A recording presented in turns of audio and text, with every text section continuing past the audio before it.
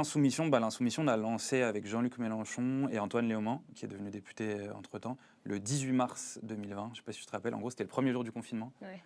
On pensait qu'on allait se 17 reposer, le mais premier jour, c'était mon anniversaire. et on se repose jamais. Du coup, en fait, on a lancé ça vraiment le premier jour, et c'était donc la plateforme, comme tu l'as dit tout à l'heure, multimédia et d'actualité de la France Insoumise, avec beaucoup d'articles écrits. On a lancé 4 séries en cours. Donc la série dont je parlais tout à l'heure sur les profiteurs de crise, pour démasquer le grand capital, ceux qu'on voit jamais, dont on parlait notamment le cousin de Manuel Bompard, qui est PDG de Pas mon Carrefour. cousin. Et voilà, et donc Je Il y aura de la plaide non riposte coupable. et donc c'est Oui, vraiment la riposte. d'actualité avec l'attaque super profit. Donc on relance vraiment cette série. On va la faire avec la mission Flash, avec tous les grands patrons que Manu va auditionner. On a lancé une deuxième série sur les 89 députés du Rassemblement national, pour vraiment raconter leur histoire, leur lien notamment avec les groupuscules néo-nazis, puisque avec l'Insoumission, on s'est fait une petite spécialité de un peu essayer de sortir, justement, quand il y a des agressions d'extrême droite, il y en a beaucoup dans le pays. Donc ça, et leur lien aussi avec le capital, parce qu'il y en a beaucoup aussi qui ont des liens, et c'est pas pour rien qu'ils votent en fait contre les intérêts des travailleurs une fois qu'ils sont élus. Troisième série sur les éditorialistes de plateau. Donc on a commencé par Christophe Barbier, le militant politique caché derrière son écharpe rouge. C'était notre titre. On a fait Pascal Praud et Brice Couturier aussi. Et l'idée, en fait, c'est de montrer que c'est des militants politiques. En fait, ils se revendiquent de la neutralité journalistique. Objectivité.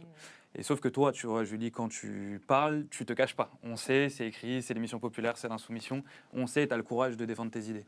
Et eux, bien souvent, en fait, ils se cachent derrière une sorte de neutralité, mais en fait, ils travaillent pour 8 milliardaires qui détiennent 90% des médias. Et on s'est dit, c'est important, pour mener la bataille culturelle, de montrer aussi d'où ils parlent et qu'ils défendent eux aussi une idéologie derrière leur neutralité.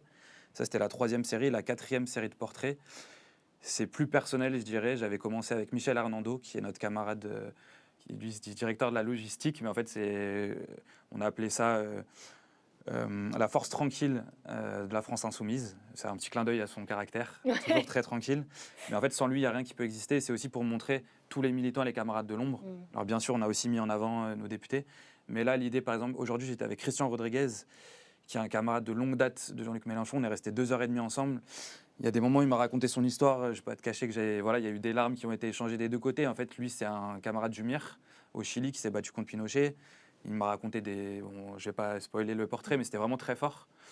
Ourdia aussi, une camarade du matériel. Je vais faire un portrait d'elle. C'est vraiment montrer tous ceux qu'on voit aussi moins dans la lumière, mais qui aussi donnent les lettres de noblesse, de l'engagement politique, voilà, dans l'ombre. Et voilà, ça c'est la série pour un peu laisser une trace de la mémoire révolutionnaire aussi. Et outre les séries, on a tous les jours des articles et des brèves vraiment sur l'actu chaude. Parce qu'on a aussi 2 autres médias, il faut préciser pour les insoumises et les insoumis qui nous écoutent. On a aussi le journal de l'insoumission, qui est du coup un trimestriel, qui sort sur papier, et l'insoumission hebdo, qui est, comme son nom l'indique, toutes les semaines. Et nous, c'est vraiment le quotidien, donc c'est vraiment sur l'actu chaude, où on fait des brèves à chaud, des articles à chaud. Sur l'actualité, on va reprendre aussi les éditos vidéo.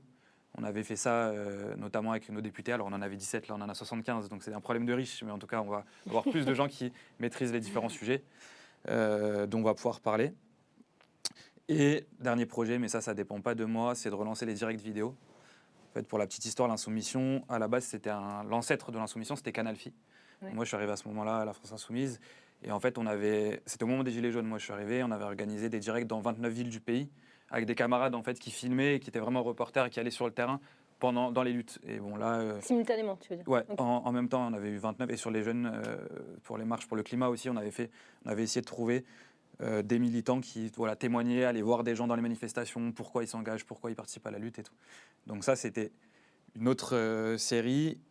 Et enfin, je voulais aussi annoncer 3 bonnes nouvelles. On a 3 camarades qui nous ont rejoints, et je pense à eux parce que d'habitude moi je suis de l'autre côté, je fais le live tweet, donc je leur passe un big up. Nadim Février et Ulysse Kumer, qui sont donc tous les 2 rédacteurs et qui ont des sacrées plumes, je vous invite à lire leurs articles, et une certaine Julie Maury aussi, voilà, qui nous a rejoints. Je suis très fière, merci beaucoup, et allez voir Pas le l'insoumission.fr.